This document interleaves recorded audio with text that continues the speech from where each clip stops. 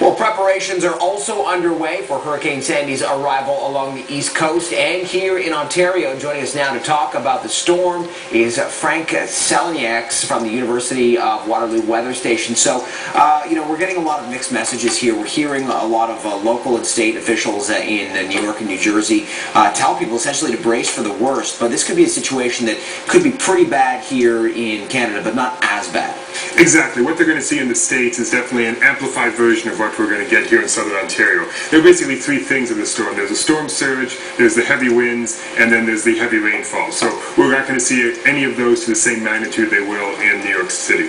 So, what kind of effects will we see tomorrow? I mean, are we talking about just slight inconvenience, wind, rain, or are we talking about something worse? Something just a little bit more than a slight inconvenience. So certainly something that if you have travel plans for Monday and Tuesday, you should really look at them and try to see if maybe you'll have to modify them a little bit, maybe take a bit of extra time to get here and there. And certainly you should always check ahead to make sure your plan hasn't been canceled. Luckily, as far as the storm surge goes, most of the winds when they come here generally tend to be from the north, and that is good for the Toronto area, as that'll push most of the water towards the south shore. So, but then places like St. Catharines will have to start looking for flooding.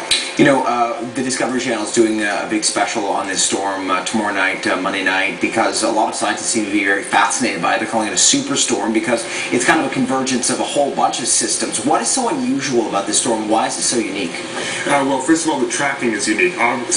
Usually at this time of year, these kind of storms go out and they form and they will go parallel to the eastern seaboard, and then they'll just go off into the Atlantic. But this one's taking this hook left, probably starting tomorrow, and going right over populated areas. And so this mixing of these three storms over a populated area and over land, that's what really makes it unique. So when are we going to be seeing the brunt of this storm? I mean, obviously people are being warned tomorrow into the afternoon and the evening as well. When is the worst going to hit, and when will people know that things are starting to kind of calm down a little bit?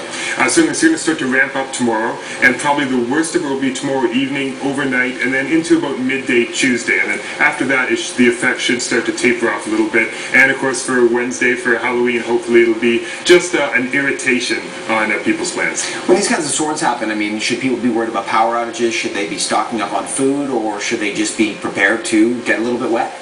I think there's a high likelihood that some places in southern Ontario will be facing some power outages, and it's never a bad idea to be prepared to not be without power for 48 hours, 72 hours. Do you know where your flashlight is? Do they have rechargeable batteries? Do you have a supply of water? All these things, you should always have this, and especially now that we're a couple days away from a good probability of actually using them. Okay, thanks very much for joining us. No problem. I appreciate it, and of course stay with us right here on CP24. We'll have more on this developing story. Well, meanwhile, this